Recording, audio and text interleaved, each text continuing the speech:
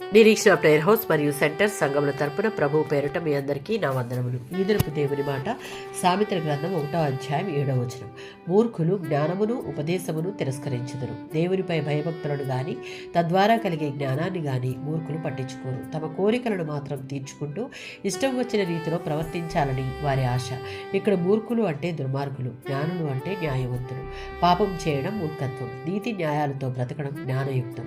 మూర్ఖులు మొండితనం గల దుర్నీతి పరులు, తామే తెలివి గల వారమనుకొని ఉపదేశమును లేదా వచ్చి సలహాను లేదా దిద్దుబాటును తిరస్కరిస్తారు. 14వ సంకీర్తన 1వ చరణం.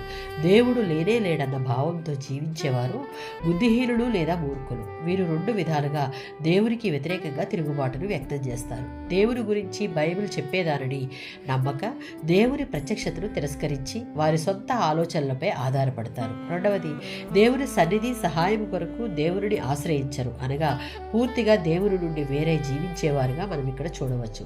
సామెతల గ్రంథం 1వ అధ్యాయం 7, 22, 29, 30 వచనాలలో దేవుని పట్ల భయము భక్తిభావం లేకుండా నిజమైన జ్ఞానం కలిగి ఉండడం అసాధ్యం. దేవుని యందు భయభక్తులు లేని వారు విద్యావంతులు, మేధావులు, ఒకవేళ వారికి బైబిల్ కూడా బాగా తెలిసి ఉండవచ్చు. అయినప్పటికీ లోకం దృష్టిలో జ్ఞానవంతులు అయినా దేవుని దృష్టికి బుద్ధిహీనులుగా పరిగణించబడతారు. కనుక 111వ సంకీర్తన 10వ చరణం.